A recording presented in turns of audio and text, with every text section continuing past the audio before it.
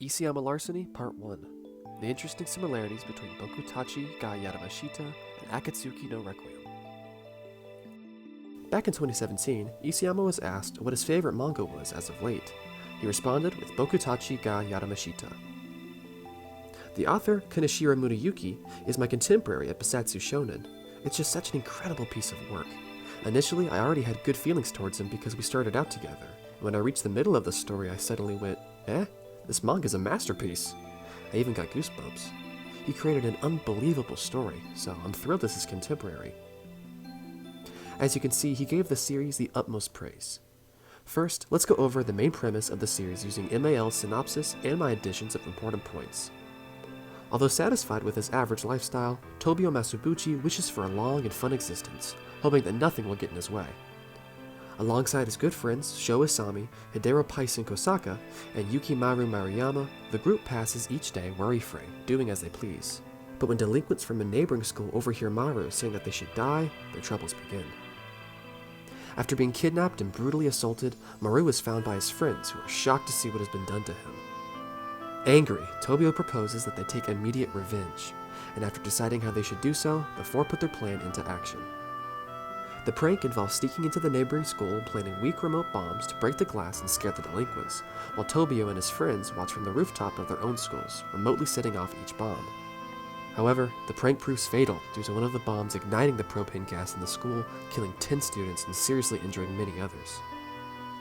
Boku-Tachi ga Yarimashita, known as Fugitive Boys in English, has only a few similarities to AOT, but the similarities it does have seem to be linked to ANR specifically. Let's go over some of the important similarities.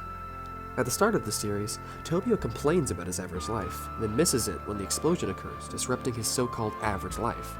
Similar to Aaron from Schoolcast, who wishes for something major to happen in his dull life. Ever since I had that dream about zombies, I haven't been able to stand this boring life where nothing happens. Of course, humanity isn't in danger of being annihilated. It's impossible. A dream that ridiculous would never. No, wait. If the danger doesn't exist, then I could just cause it myself. A threat to all humanity. Tobio has a childhood friend called Renko.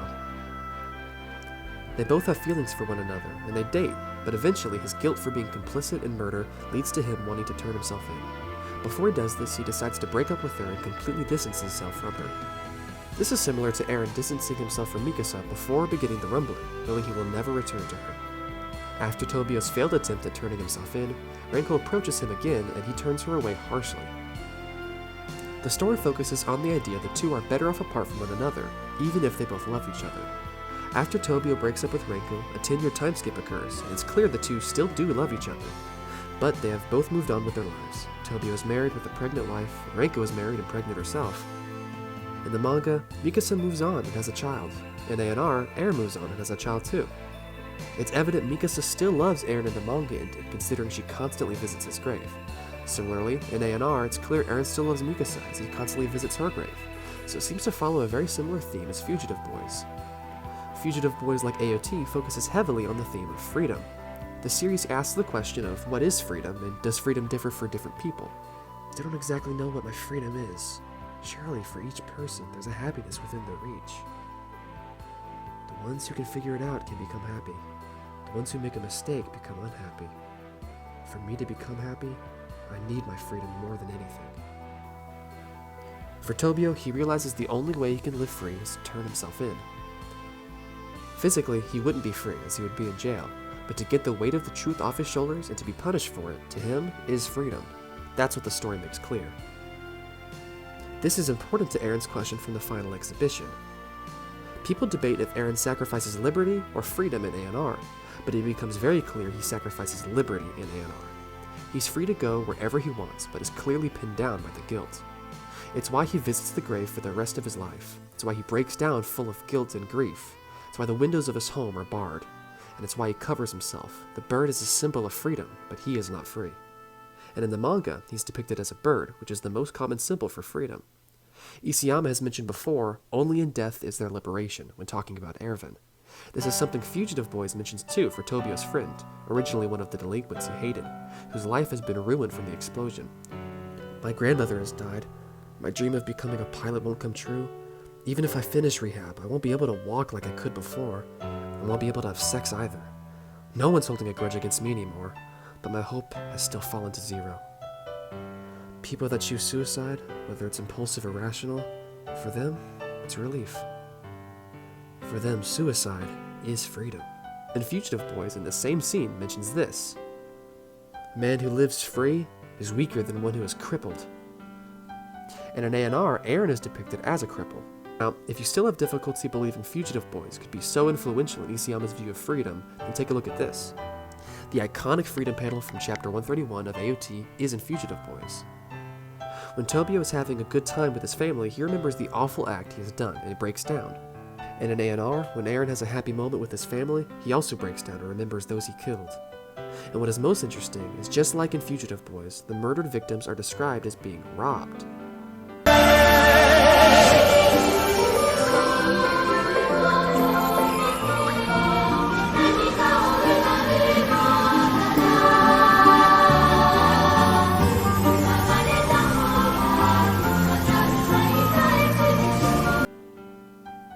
When you fall in love with someone, when you get married, when you have kids, remember this one point: you robbed these people of their lives. Coincidentally, A&R has Aaron remember robbing people of their lives after he fell in love, got married, and had a child. In the end of Fugitive Boys, Tobio, Isami, and Maru get away with the crime due to Paison's father covering it up. As a result, Tobio is never punished for his crimes and doesn't achieve freedom he longed for. Like A&R Aaron, Tobio is physically free, not in jail, but not mentally free because of the guilt. When a schoolboy threatens to kill Tobio, he isn't scared, even though Tobio has a pregnant wife, but instead thankful for it because he feels as though he would be better off dead.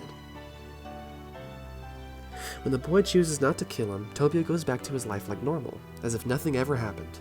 He decides to keep on living simply for the sake of his child, which again seems similar to the A&R theories and the imagery from Season 2 opening. Fugitive Boys began in 2015, 6 years after AOT began, and ended in 2017.